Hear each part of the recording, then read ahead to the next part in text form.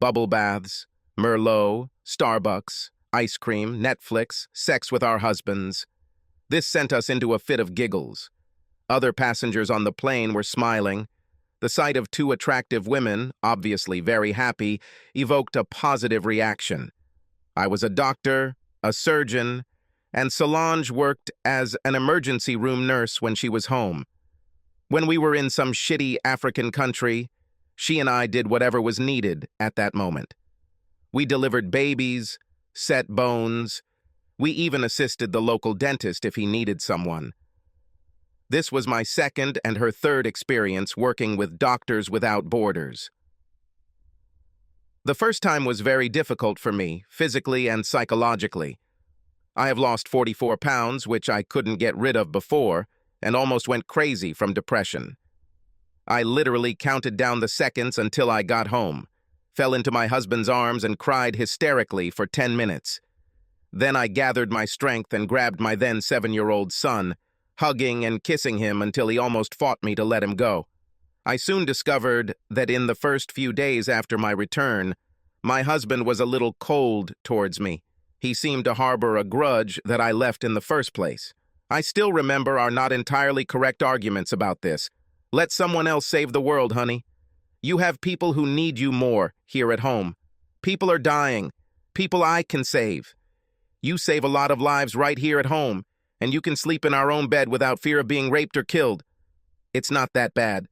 There, I can save many more people than here. We are protected, and I am sure that I am in a safe place. Maybe I should raise the statistics for you. Sometimes I hated his work. He was a freelance writer and took assignments on any topic from anyone who was willing to pay him. He was meticulous in his research, and if he cited something, it could be quickly verified.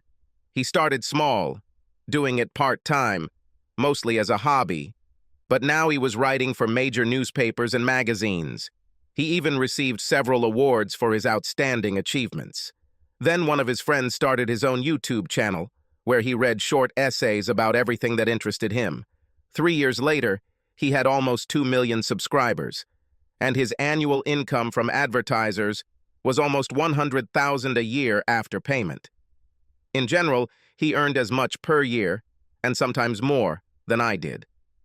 Shortly before I left, he was invited to become a correspondent for CNN, mainly writing articles to dispel the excessive seriousness of the channel. Our niece told him that he was now an influential man, but he had no idea what she was talking about. She gave him the definition, and he naturally studied it. He then made an article on his channel warning people to make sure what they are being told is true, no matter how successful the person sharing the information is. We all have our own interests, even if we don't realize it. That is why I try to be impartial in my work. Just because I believe in something doesn't mean you should believe it. This doesn't mean I'm right or wrong. This means that you take everything with a grain of salt. Don't blindly accept anything I or anyone else says and use your own judgment. In other words, think for yourself. Unfortunately, in recent years, this habit has been weakening. 5 months passed before he agreed that I would go. Then another 3 months passed before I left. I was on an emotional high, but he was still cold. I'll be home before you know it. The incredible sadness in his eyes does not leave me today. Do you understand that nothing will ever be the same? I will no longer trust you to put your family first. I'm telling you this now, not asking you. This is the only time. If you run away from your family again, you won't have it when you return. I had not yet recovered from his words when he snatched the crying child from my arms and walked away without looking back. I was sent to an African country that was about as backward as you could get outside of the urban areas. My operating room was a tent that was not very securely pitched. During the summer months, the winds blew constantly, and it was no big deal when, in the midst of an operation, the corner of the tent flew up, covering everything with dust. Surprisingly, they all did not die from infections. However, we saved many people. During my work, I attended 4 births, one of them to a mother who had just reached puberty. The pregnancy resulted from rape. She lived in an insecure area, and her village was captured by rebels. All the women in the village were raped, many several times. She managed to escape when the man who attacked her lost consciousness. She stuck a knife in his throat, took everything valuable from him, including a rifle and a pistol, and ran away. They pursued her for 6 days until they reached their limit.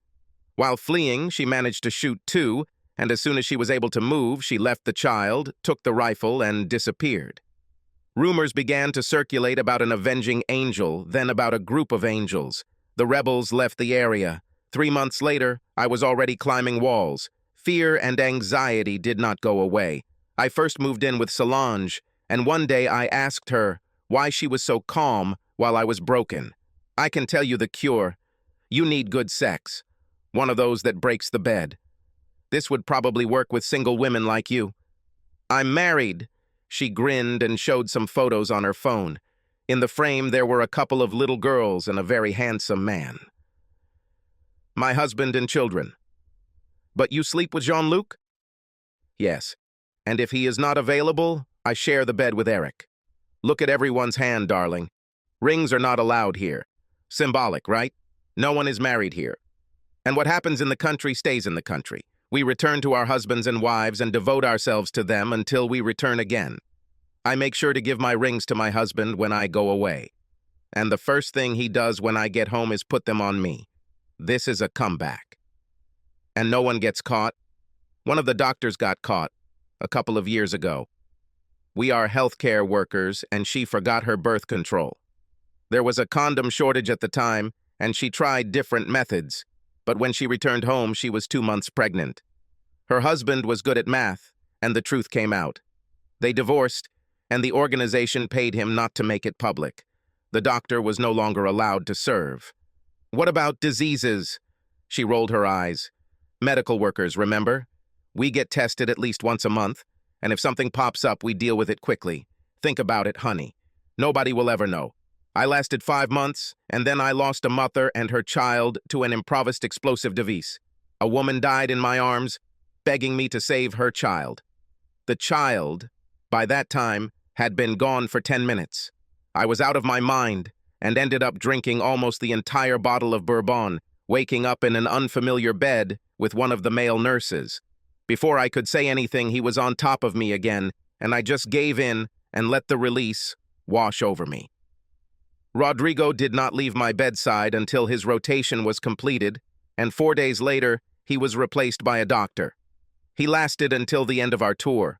I knew my husband would know this the first time he laid eyes on me, but he was too busy still dealing with his anger over my leaving to notice. It took 4 months to get back into his bed, and I have to admit that many times when my husband and I had sex, I thought about Rodrigo or Michelle. A year has passed, and we are back to normal.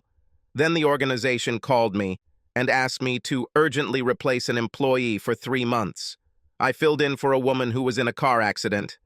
I never told my husband that it was because a mortar shell hit him too close. We had a terrible fight, and it lasted 3 days. Finally, he raised his hands up. Do whatever comes into your head. Just don't expect us to be waiting for you when you get home. I'll try to be polite if you want. I intend to ask for custody. It will be difficult for you to get it if you go away for months or a year. No judge in his right mind would allow Tommy to live with you. Well, I never expected this. It's only been 13 weeks, and I'll be right back. I tried to reason with him. He stayed in the house for Tommy, but he barely spoke to me until I left. I didn't expect him to do it, but he took me to the airport. I didn't do this for you. I did it for myself. The fact that you're leaving knowing what you're going to lose is what I need to see to keep me going over the next few months. Everything will be completely different when you return. There's no need to rush. If they need you for a month, a year, or the rest of their lives, that's just great. He turned around without another word and left me standing there. I knew he was serious. I knew that if I wanted my family, I had to go after him. I decided to fix this as soon as I got home and turned to the ticket line. Solange greeted me with a hug when I got there. If possible, it was even more terrible than the previous place. I'm glad you're here. Don't bother unpacking. Get ready. We really need you. 40 miles from the village, there was a mortar attack, and I was amazed at the number of people who survived long enough to get to the clinic. My team worked 11 hours without a break. About half of our patients survived, which was pretty good, all things considered. 5 died on my table. After the 4th, I simply turned to the new table and started working. One of my losses was a 9-year-old girl. Her heart stopped as she cried for her mother. I was in a daze. Solange led me into the communal shower and helped me clean up. Modesty was burned out of you quite quickly. There was little time, so the shower was shared.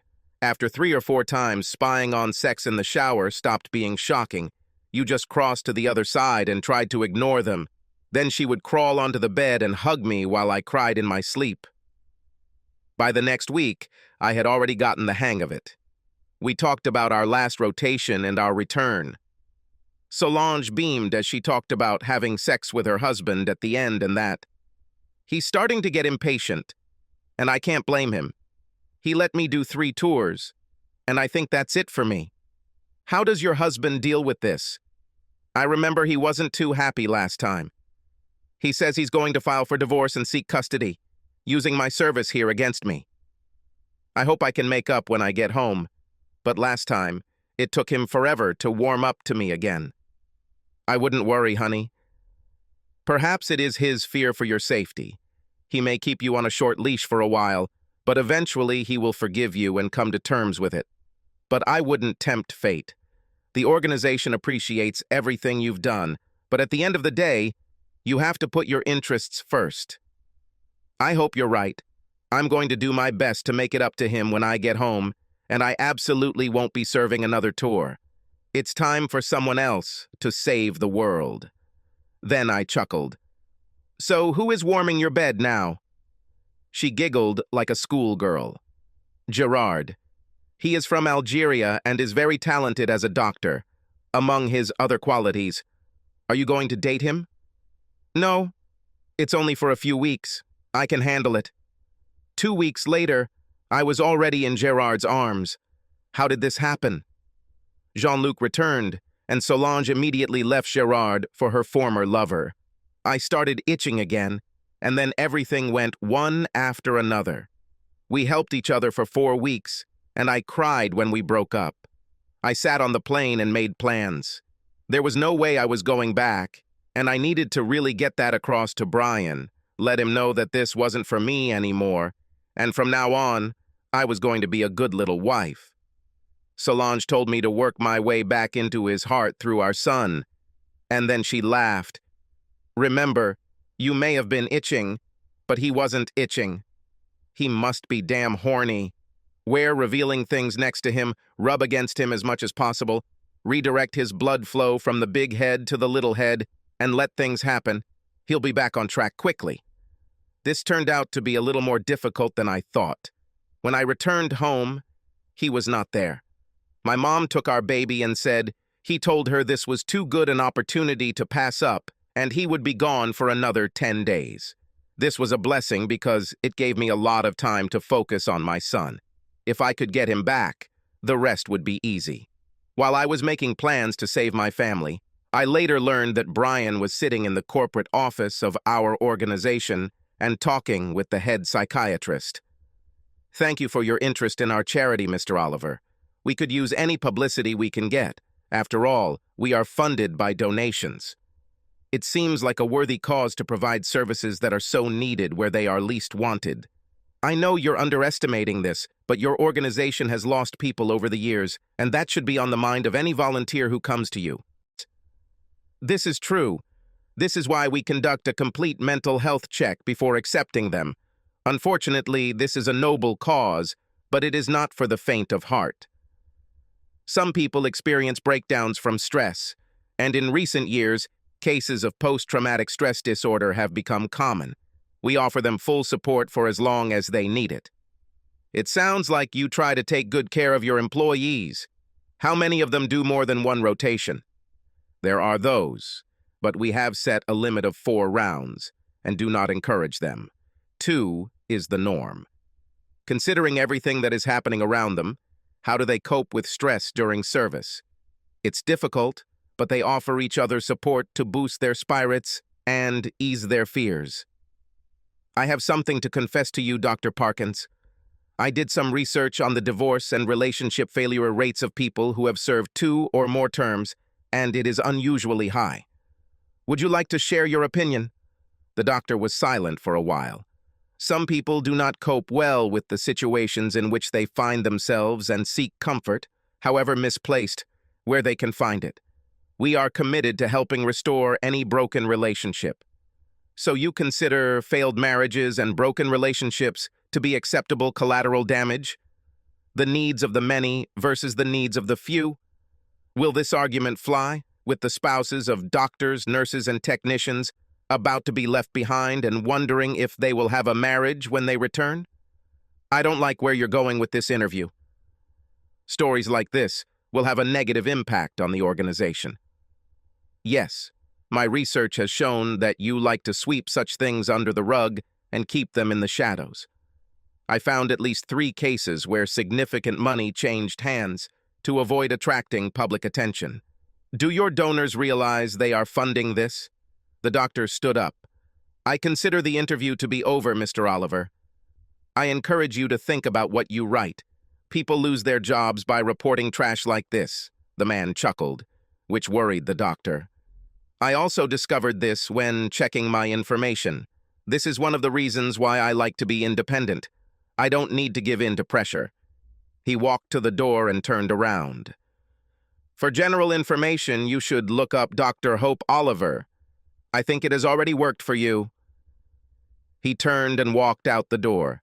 As soon as it closed, the doctor put his head in his hands. This seemed to be a personal matter for the man, and his independence meant that little pressure could be put on him. He checked out Brian Oliver, AMZ, at the number of his followers. Then he remembered seeing it on CNN. The situation could quickly become dire. He called his assistant. Get me the file on Dr. Hope Oliver. She might still be somewhere in the country.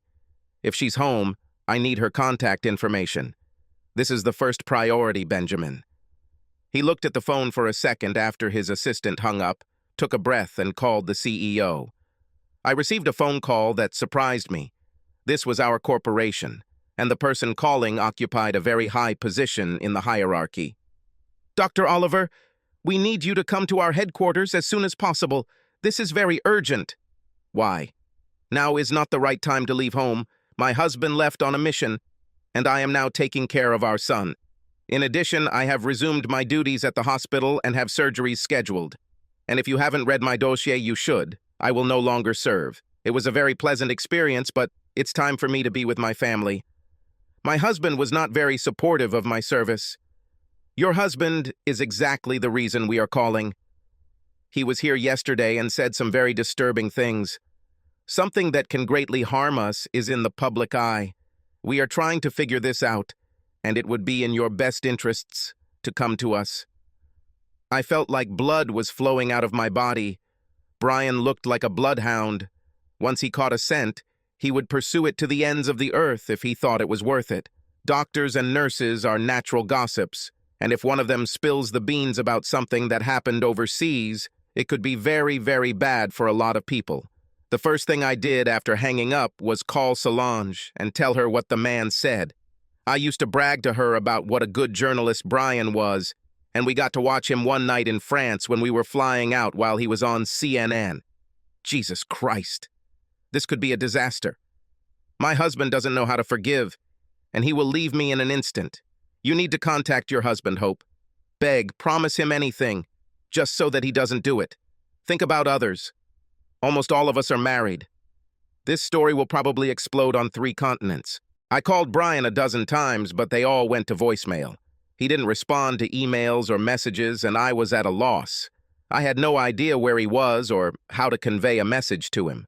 I rearranged my schedule, citing a family emergency because that was the most important thing to me, and flew to New York. I arrived there at 9 in the morning and immediately went to their headquarters. Dr. Parkins, who interviewed me before I joined the team, met me at the front desk and took me straight to his office. After the standard pleasantries, he moved on to the question of what I came for. Your husband seems to be a rather angry man, doctor.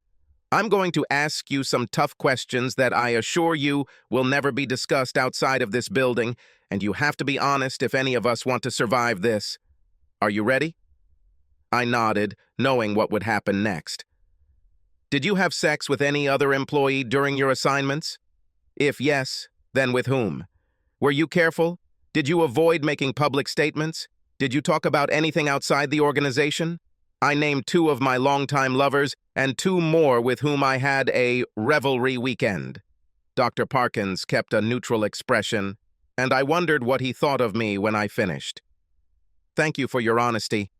In truth, although this happens quite often, the rates are no higher than those of medical workers in everyday life. It's just that in such situations, everything is more concentrated and intense. I've probably helped dozens of people with this problem, and my advice is always the same. Do what your conscience dictates. 95% take it to their graves, and it rarely works for those who confess. He looked thoughtful for a few seconds before continuing. However, this is not an ordinary situation.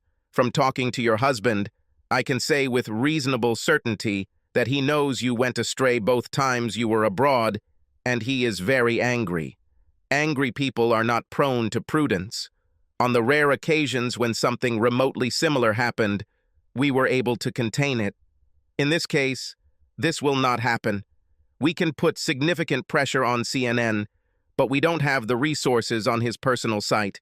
He can express himself any way he wants, and there is nothing we can do about it. This could cause us great harm. How many spouses will be as supportive as we are after the story gets out? We need these people to exist. If you have any influence over your husband, now is the time to show it.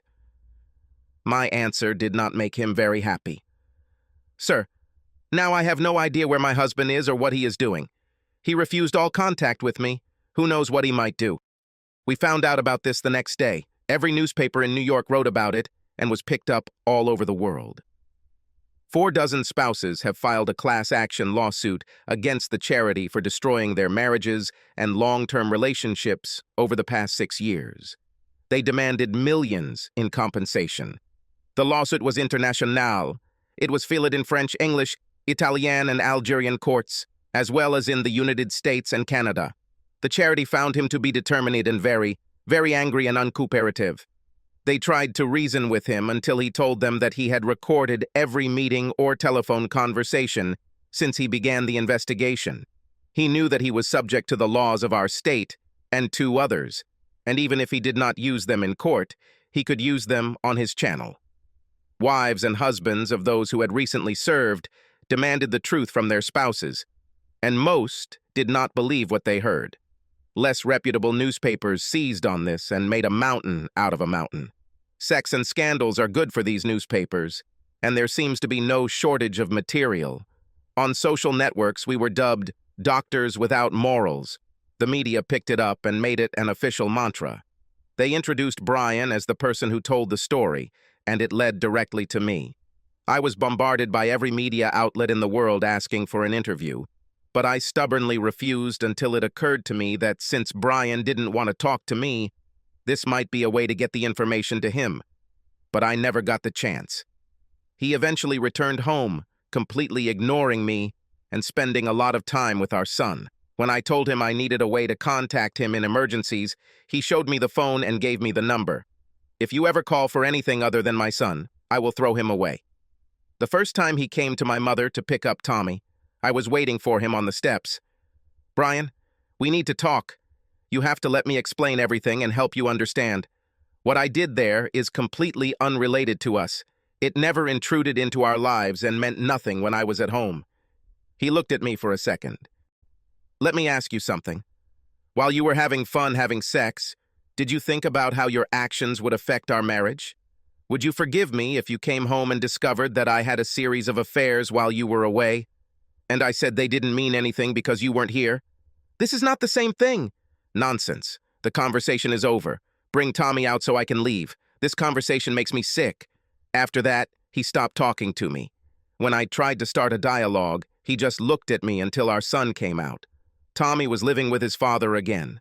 The court decided to leave him there as it was what he was used to and where he was most comfortable. The judge also ruled that Brian could live in our home until the case was resolved because he was the primary caregiver. I rented a small apartment next to the hospital. It was an ordinary box, nothing like the house with a big yard that we bought 5 years ago. Brian didn't have to work as many hours as I did, so he became a semi-house husband. He worked while Tommy was napping, and later while he was at school. He re-landscaped the backyard, installed a fence around it when he was finished, a sandbox, a swing set, and a very large above-ground pool where they spent hours in the summer. I think I've probably gotten into it a couple of times in the last 5 years. One day I came home to find 3 teenage girls in bikinis frolicking in our pool. I was very angry, but Brian chuckled. "You know, I still need to work. I could work at night and you would take care of him, but do you really want to come home to the needs of a 6-year-old after a day of work? It will be better this way." Kimberly, the one in the red bikini, is highly qualified as a nanny, so I hired her. The other 2 are just friends.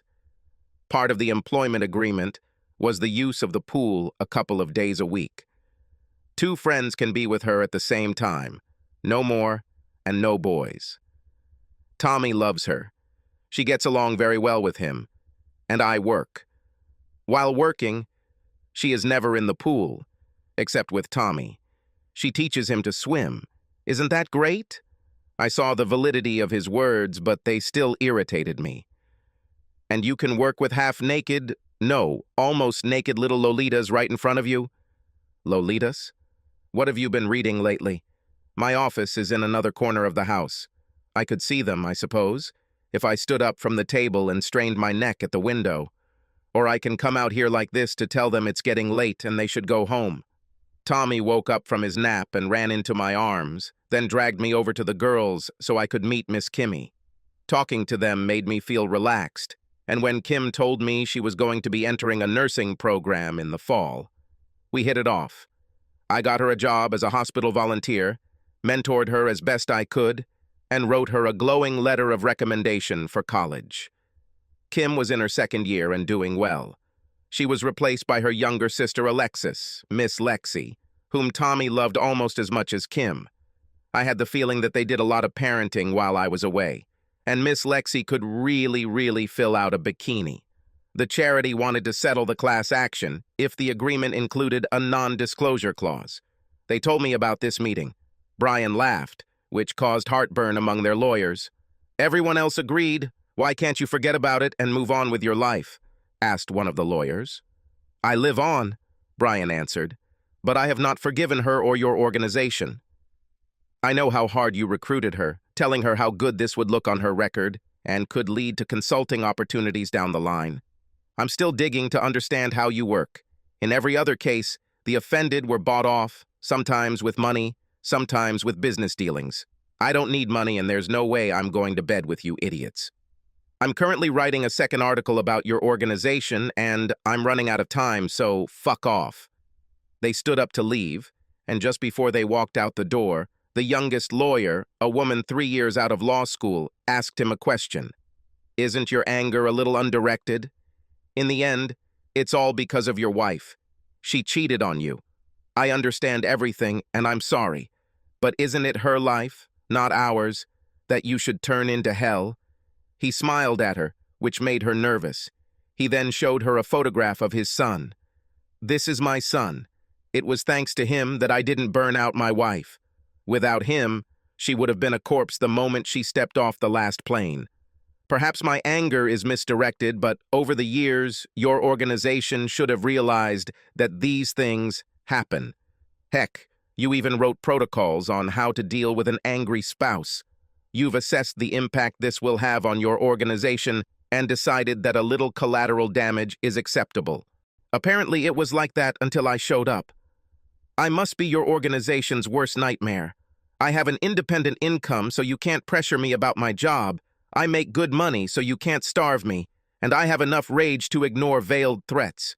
You can go." She was a little pale when she left. The raw anger coming in waves from the man was enough to confuse her. I wasn't surprised when I received the divorce papers. Every step I took ended in disappointment. I came to his house so often that he filed a restraining order. If I came within 100 feet of him or the house, I could be arrested. My employers were unhappy with the circus my life had become. In my home country, I didn't do anything wrong, and so far everything that was brought forward amounted to accusations. But the administrator still called me into his office. I am speaking to you on behalf of the board of directors. Your personal life becomes a distraction, and we cannot allow it to disrupt the normal daily routine. You are a brilliant surgeon, and we respect you very much. This is not an official statement, but simply a friendly request to you that you ask your husband to tone down a little. Please. I promised that I would do my best, knowing that, at the moment, I couldn't even talk to him. He told me I could send emails if absolutely necessary. So that evening, I sat in front of my laptop and wrote for 5 hours before I decided I had it all figured out. I clicked the send button and went to bed, hoping for a response. When I read the answer the next morning, I shuddered. I could care less about your professional reputation, your relationship with the hospital, or any collateral damage I cause unless it involves our son. If you catch me in a lie, send me a message, and I will retract my words and give my sincere apologies. 4 nurses, 5 technicians, and 2 more doctors from your hospital were on business trips for the organization. I wonder what I'll find if I follow them. I should probably warn them. Well, it didn't work. I showed the administrator the letter. He just sighed. He closed the door and exploded. Crap! Damn it! This is really bad. You know I'm going to have to gather all these people and warn them. They might not take it very well, and you'll have to work with them, so things might get a little tense. The hospital cannot, under any circumstances, reduce the quality of care for our patients, so I want you to call it a day and then clear your schedule. Take a week off to try and solve this problem. Good luck. Well, that was pretty clear. Fix this mess or start looking for a new hospital. The boss conducted interviews and I received some pretty interesting calls. 3 technicians, 2 nurses, and a doctor were in a relationship while on a business trip. The 2 slept with each other and took this intimacy home. All of them were married or in serious relationships. Now, 6 people were agonizing over the decision. Should they come clean now and hope for the best, or control themselves and deny everything? I hoped that they would all remain silent, because if one breaks down and confesses, it could spread to everyone. This was all the news, I learned later. At the moment, I was busy with work. I asked my lawyer to invite him to a conference, and if they agreed, I would sign the divorce papers. I finally realized that my marriage is ruined, and nothing can fix it if only one of the spouses is ready to try. I was surprised that they agreed. 3 days before our meeting, Brian published a scathing essay about doctors and the God complex. As usual, he did extensive research, talked to many experts, so he was precise and accurate. One famous psychologist said that, to one degree or another, it exists in almost all successful people, regardless of their field of activity, if they have risen high enough, but in the medical profession, it is more pronounced because it is often a matter of life or death. He talked about the feeling of superiority that it sometimes creates, and it got me thinking. I learned a lot about my behavior in this essay. Have I really become that arrogant?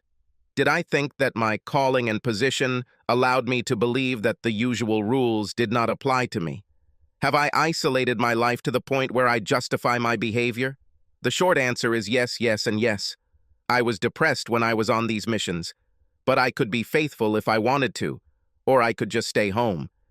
Instead, I reasoned that what I was doing was just stress relief and wouldn't affect my marriage, that I deserved it if it kept me sane, and that what happened in the field stayed in the field.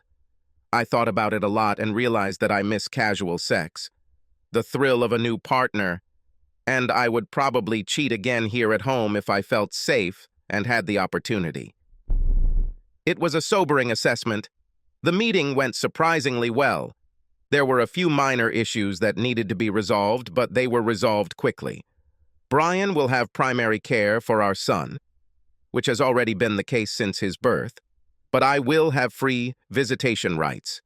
Our incomes were pretty close, so there would be no alimony on either side. And instead of alimony, I would provide for the college fund by regularly depositing money into an account that Brian would open. In general, everything was very fair. Brian wanted to take the house, but instead of selling him my half, I signed a contract telling him to put what he would have paid me into a college fund. He thought it was very kind of me. I felt regret when I looked at him. We had a good time together. Sure, we had arguments and outright bickering, but we never held grudges and worked through our problems, and we never, ever fought in front of our child. Until I decided to go on these business trips. My therapist, yes, I had a therapist who was trying to make sure I never made the same mistakes if I found another partner, and it seemed like a good idea, made me admit that this was the beginning of the point where I was no longer part of a couple and became the kingdom of one. Brian wasn't completely blameless. He could be distant and sullen, especially if he was working on something that upset him, but he did his best to keep it to a minimum. Before I went on that first mission, he was very supportive of my career, but after I returned home, it seemed like he didn't care anymore. Did I have a scheduling conflict? Not his problem. I think it was during this period that he felt that everything would not end very well and already went into self-defense mode. After all the business was settled, the lawyers left and we sat in the conference room and talked, really talked, as usual, before my first mission. It occurred to me that we hadn't had a conversation like this since I first left. This will be our last time apologizing to you, Brian. If I knew then what I know now, I would never have gotten on that plane. But at that time, I became so narcissistic, so self-confident, that now I understand that I began to make decisions with little or no concern for you and our son. Unfortunately, now any decision I make will be made without your participation. Not necessary. We still have a son, and he will keep us together for at least the next 15 years, until college. Then we'll have a wedding to plan, and fights over who gets grandchildren when. So we'll be a constant presence in each other's lives. It made me smile through my tears, but it was too hard, so I kissed him one last time and left. I don't know if the divorce or our conversation calmed him down, but he retreated from the organization. I know money changed hands after the class action lawsuit and Tommy's college fund increased significantly. The pressure became too much and I changed hospitals, going across town to our biggest competitor. Management did everything right, but I know they were relieved that I left. All the people on previous deployments had problems with their marriages, but fortunately there was only one divorce, although some of their remaining relationships are on fragile ground. I haven't gone on a date for almost a year. Even when I started dating, I was very cautious and didn't get into a serious relationship for another year. Everything collapsed when I found out that my partner did not want children and could not be around them. Another 18 months passed, and I found my love. He was also a doctor, a pediatrician, and he loved children. We took our time. Both were bred, and they were still fresh enough to make us tread carefully. In a way, it was good because we really got to know each other before getting into a serious relationship. Brian also remained single, although he was dating a producer through his work at CNN, and it looked like a serious relationship. Tommy liked her, and she had 2 adorable little girls who followed him around like puppies when they were around each other. The television company put pressure on him to devote himself entirely to them. He didn't like the idea, and I knew that if they didn't back down, he would leave the network when his contract ended in 4 months. MSNBC and Fox have already sent offers, so he won't be on the air for long. One afternoon, I was driving through the area and decided to stop by to see if Tommy wanted to go to the ice cream parlor with me. It was a private little shop, and they made all their ice cream themselves. There were not 50 flavors, but about a dozen, and they changed them depending on the season, using local fruit when they could get it. It was peach season, and this was my favorite. They sold it by the quart, and when I knew I was going to be there, I would take a little ice chest with me and buy 3 or 4 of them for the house. I almost didn't stop when I saw the car in the driveway, but I was already honking and Tommy saw me. He jumped off the porch, grinning, and his 2 shadows followed him. Brian and Alicia sat in the swing and waved their arms. I leaned over and hugged him. Then, the tiny 4-year-old reached out her arms to me. I could have retreated, but I grinned and grabbed her and her 6-year-old sister at the same time and hugged them. When I did this, The baby remained in my arms, and I carried her with me. A smirk appeared on Brian's face, and her mother didn't know what to say. "Hello, I'm Sarah. Let's make a deal. I'll trade you a 10-year-old boy, slightly used, for these cuties. Perhaps I can even be persuaded to buy a pony." The woman grinned in response. "Pony? You say?" "Let me think about it. Martha, but everyone calls me Marty. Sarah. I can't say what they call me in mixed company, but it rhymes with witch." Then Sarah. I turned and hugged Tommy. "It's time for me to go, honey." I was just passing by and thought about going out for ice cream. "But I see you're busy. We'll do this another time." I forgot that I had a 4-year-old child in my arms, and she started pulling my hair. "I want ice cream. To do this, you will have to talk to your mother." I tried to lower her to the ground, but she did not give in. "I want ice cream." "Looks like I'm stuck, Marty. Would you like to go get some ice cream? It's right down the street, and they have the best homemade food you can taste. It's peach season right now, and it's my favorite. Am I giving you a treat?" She chuckled and stood up, giving Brian a small peck on the cheek. "I'll be back in about 45 minutes. Why don't you get everything ready for the grill?" We decided to walk. The image of Brian with his mouth open made me grin as we walked towards the store. Taylor refused to go, and I forgot how hard it is to carry a small child in your arms. We told them to behave or they would get nothing, and they complied. Taylor changed her mind 3 times before settling on blueberry. Alice looked at the choice with a seriousness that would put other 6-year-olds to shame and decided on a banana. I took the peach one, and Marty, after the restaurant worker gave her a taste, also took the peach one. Tommy knew all the flavors and chose vanilla. The girls tried what the others had and decided that the peach was very tasty, and next time they would take it. They remained surprisingly neat and clean under the circumstances, and they were a happy group of children heading back. Marty took Taylor, although she was fussing, so Alice clung to my hand. We arrived, and I told them it was time for me to go. I received little sticky kisses and big hugs from my son, and walked away, smiling. Marty would be good for Brian, and he always wanted more children. It looked like he was changing his place of residence. Marty called me out of the blue and asked me to have lunch. I had to think for a minute, knowing she wanted to talk about Brian. Then I made a decision. "Can you come to the hospital around noon? We'll have to use the cafeteria, but they have surprisingly good food." "It will be wonderful. Is midday okay?" "See you here." Marty was much smaller than me, but she had the confident demeanor of someone who had achieved success in her field. We made our selections and sat down, making small talk as we ate. Pushing her tray aside, she grinned. "Brian and I are going to get married. I wanted to be the first to tell you about it. I don't mean to gloat. Your past is your past and has nothing to do with me, but you, through Tommy, are still a big part of his life. I just thought it would be better if we met face to face. If you don't mind, would you mind telling me what went wrong in your marriage? I know Brian can be a little narcissistic sometimes when he's on deadline or chasing something important, but he's still the sweetest person I've ever met. Now, enjoying years of therapy, I was able to be honest. Basically, in my mind, I became a little more important than Brian. Oh, I knew he was great at what he did, but I was a doctor.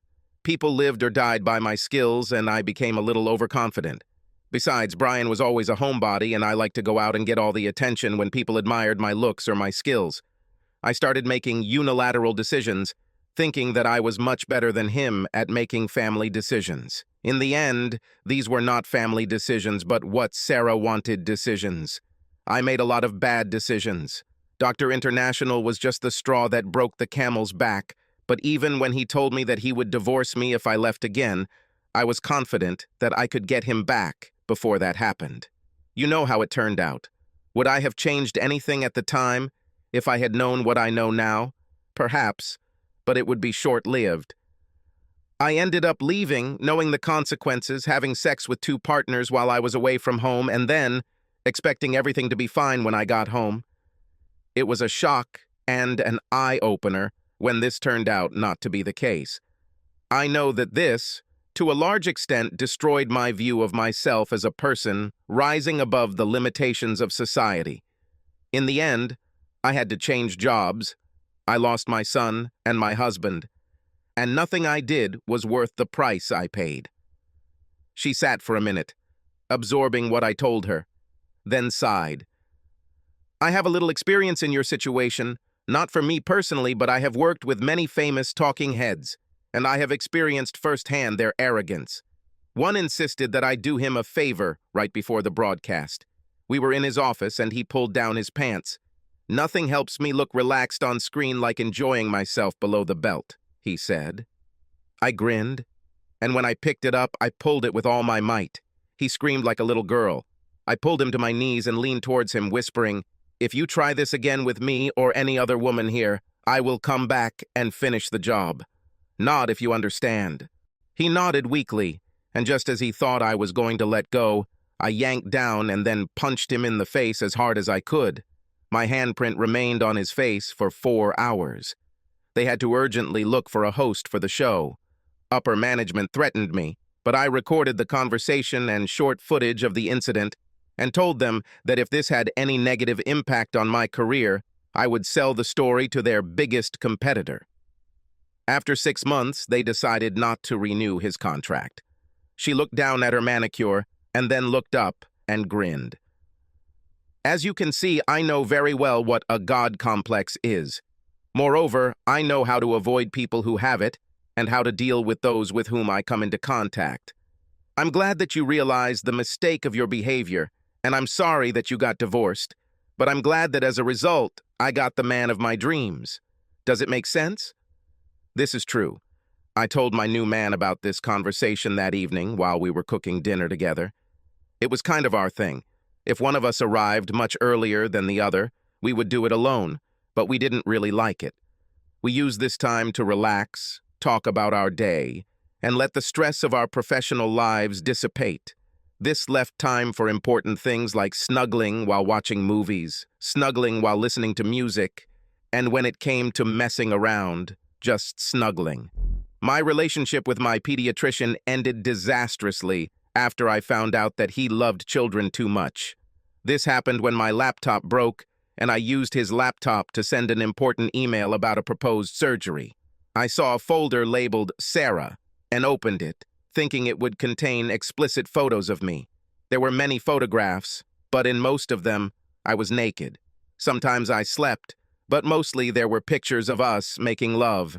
He had cameras, 3, I later learned, to achieve the perfect combination for his collection, recording our most intimate moments. There were also many pictures of me in the shower and even in the toilet. I was really disgusted, so I searched some more and came across a file labeled Candyland. I took the laptop straight to the nearest police station. I asked 2 detectives, one male and one female, to look at the file. They watched for about 30 seconds, then closed it and pulled the district attorney away from his dinner. He listened, then gave instructions. I had to take the laptop to our house while they got the warrant. Then I had to call and tell them what I had found out so that an investigation could begin. I called them on the way back. When I returned, he was already pacing the floor. He saw his laptop in my hands, instantly realized that I had seen everything, and punched me in the nose with such force that it broke and I lost consciousness. As I was falling, I heard the doorbell ring. He ran out the back door, laptop in hand, straight towards 2 police officers. 2 huge policemen, both married and with children. They appeared to believe he was resisting arrest and subdued him, resulting in several deep bruises and stun gun burns. When the trial ended, he received 15 years. They found a fragment where he seduced one of his patients. Her parents sued him for everything he had, and he went to prison, broke. People like him traditionally fare poorly in prison, and he was no exception to the rule. I had to go back to my therapist, and she helped me realize that I couldn't have known about it. He never talked about being attracted to children, other than to say that he would someday like to be the father of a couple. When he said that, it gave me hope, but now I look back and feel sad. He was quite successful, Sarah, and hid it for years. Everyone was shocked when the story came out. Think of how many children you may have saved and consider it fate or God to take your hand and direct you to this computer. And remember, dear, there are many good men in the world. One day, one of them will find you. I'm sure about it. I had a good man, I thought, and I ruined everything. Maybe I'm destined to be single, as atonement for my misdeeds. 9 months later, I met Jeremiah. He was tall, broad-shouldered, with a killer smile and the most tender ease I had ever looked into. He had gray at his temples and beard, but the muscles visible under his shirt belied the color of his hair. I was at the convention, sent by my hospital to network and recruit. My past was a thing of the past. I had done an outstanding job for my new hospital, and they were promoting me as one of their faces in the community. There is a standard process for a graduate to apply based on a number of criteria, but at the outset the rules were not yet set in stone, and we were looking for fresh faces. At 35, I was the youngest surgeon on the staff, and it was time for some new blood. The symposium covered a wide range of topics related to medicine, and I saw Jeremiah. I was a little surprised. He owned a medical insurance company, was a certified public accountant, and a certified nurse practitioner. He had 5 degrees in various disciplines and an IQ that was off the charts. His seminar on unfair practices scared us all to death until he told us about steps to prevent lawsuits.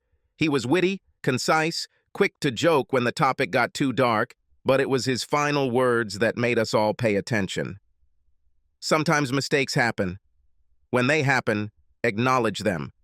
If you try to suck it up and just deal with the consequences, but it turns out later that you were actually at fault, it will be much worse in the public eye, and the jury will be very unsympathetic. In addition, public opinion will brand all doctors as incompetent slackers who are only in it for the money.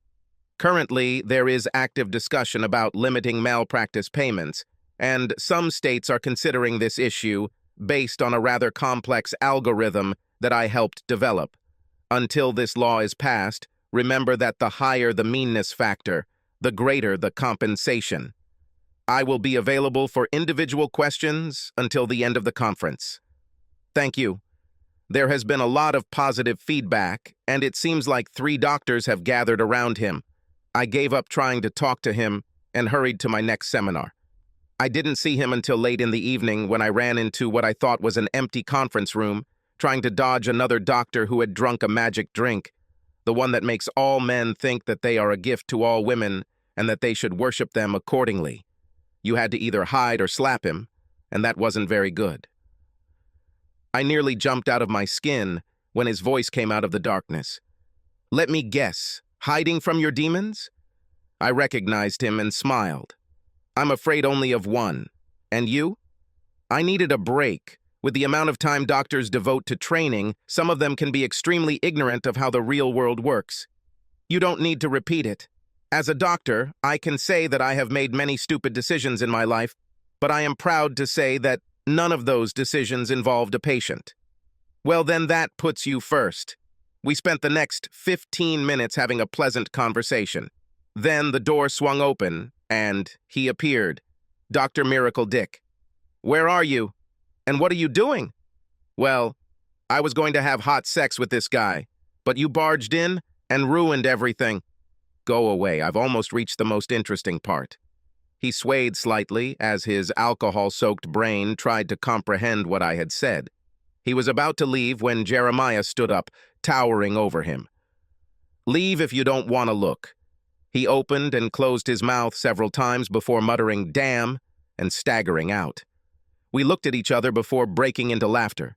When we stopped, we started talking, just pleasant conversation about safe topics. I kissed him on the cheek when we parted, and he hugged me very sweetly. The next morning, I saw him at breakfast, and he stood up, inviting me to join him. I went to my seminars, and he held his after we agreed to have lunch. Lunch was pleasant. He took me to a restaurant away from the conference where we could relax, then to a small club where the music wasn't too loud, and we danced a few slow songs. I was a tall girl, but in his arms, I felt tiny.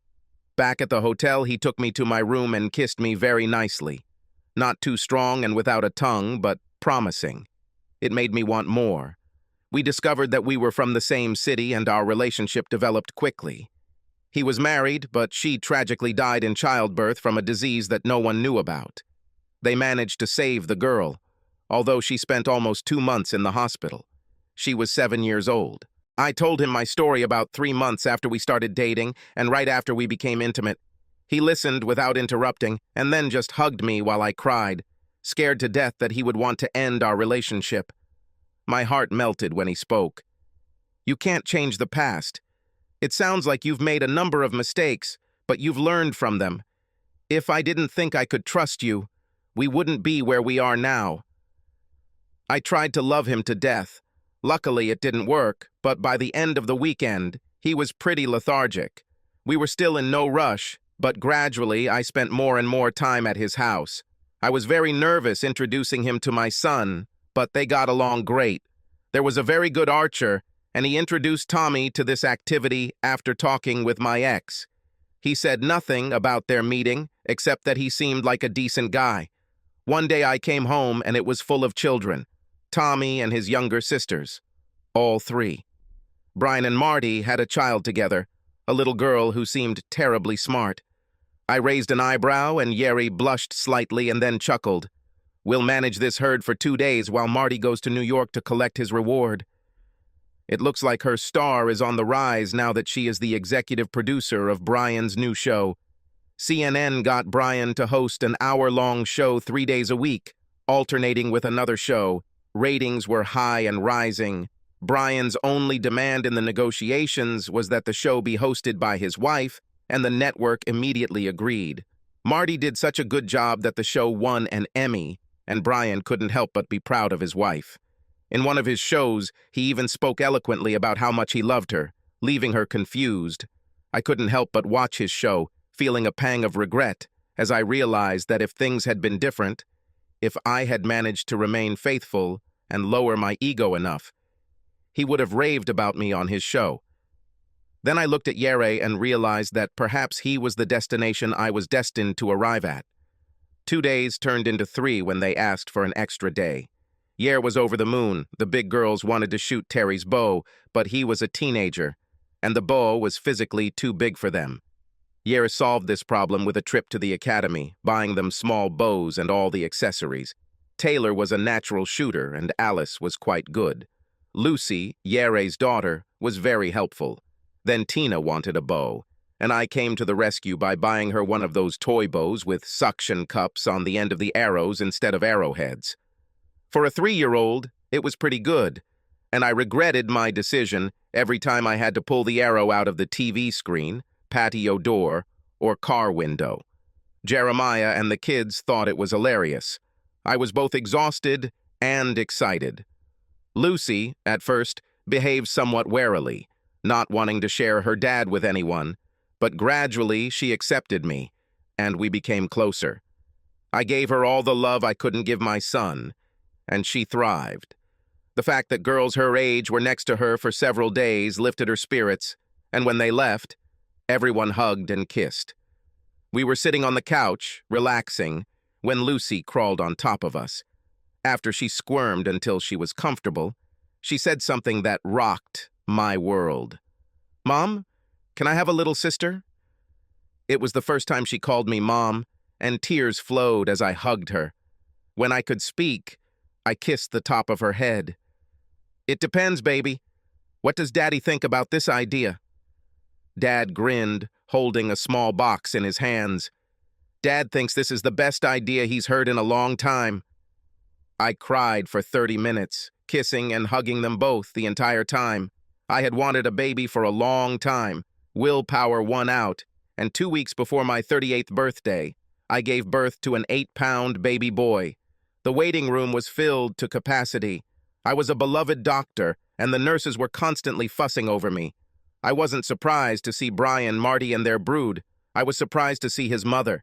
She went out of state for a while, and I didn't know she was back. I couldn't hold back my tears when she asked me to hold her new granddaughter. Soon, he and Jeremiah's mother were already sitting in an embrace, planning the future of all the children gathered. Lucy made sure that she was the first to hold her brother in her arms after her parents. She was a little disappointed that he was a boy, but as soon as she looked at his face, she immediately accepted it. When he was 5 and she was 13, if he was naughty, she would take him in her arms and shower him with kisses. Soon he was giggling and trying to wipe them off as quickly as she planted them. One of the largest photographs on her nightstand is the one in which she holds her brother for the first time. I was 53. I was the chief physician of the surgical department. Knowing that in a few years my arms would give out, I planned my retirement. I was a mother figure to young doctors and nurses, and they often trusted me. One of the most beautiful nurses turned to me for advice. I heard that you worked with the organization Doctors Without Borders. I was offered a job. Do you have any advice? I didn't embellish. I talked about my experience and what it cost me. She recently got married, and I asked if her husband agreed. He doesn't know yet. Then you should talk about it. Are you ready to be away from him for so long? Will he be willing to wait for you to come home? The organization has done a great job, but there is always a cost and a downside. You must weigh your decision carefully before making it. In the end, she didn't go, but one person went instead. Before leaving, she broke up with her boyfriend, and by the time she returned, he was engaged, which dashed all her hopes of reconciliation. We thought she did it on purpose in case she decided to have a couple of flings while she was away, and never once did we think he would replace her so quickly. She was pretty depressed for about 4 months, and when she was offered another assignment, she turned it down. Tommy graduated with a master's degree in journalism and got a job as a production assistant at Fox. Lucy was a junior in the pre-medication program. Alice is in the same program and they live in the same room. Taylor is a senior and has a full scholarship to play volleyball. Tina is a freshman in high school and seems to specialize in boys. At 14 years old, she looks 20, and men and boys just go crazy over her. She has a good head on her shoulders, and if they push hard, she shows them pictures of her sisters, brother, cousins Lucy and JJ, with ribbons and trophies for archery and karate. Tommy was an alternate on the Olympic team last year, and JJ, at 15, was already a second Dan black belt. Lucy, 2 years ago, became the state champion in archery in her age group, narrowly beating out her cousin Taylor. One day I met Brian in a cafe and we sat down at a table. I apologized again for my behavior, but he waved me off. It's in the past. Let's leave it there. Instead, we complained about our children and spouses for half an hour, kissed, and went our separate ways. I thought about this as I watched him walk away along the sidewalk. I remembered the old adage that cheaters never prosper, and I realized that it was not true. At least in my case. Yes, I did a terrible thing, wallowing in self-righteousness and arrogance, and I really suffered for quite a long time. But in the end, I think the pain I went through helped me become a better person. I'd like to think it affected my marriage and relationships with all the people I cared about. I used this experience when I counseled the young people I worked with, hoping that my story would make a difference. I grinned, feeling for the envelope in my pocket. My gift to my husband for his upcoming wedding anniversary is 2 weeks at one of the most exclusive resorts in Thailand. Sun, sand, clothing optional. I didn't have the toned body I had when I was 30, but I played sports and was voted one of the top 3 old ladies in my hospital. Jeremiah still looked at me like I was a hot young thing, and I wanted it to never go away, so I endured the pain and tried to ignore the ravages of time and nature until some of these destruction, conscience, would have to be attributed to him.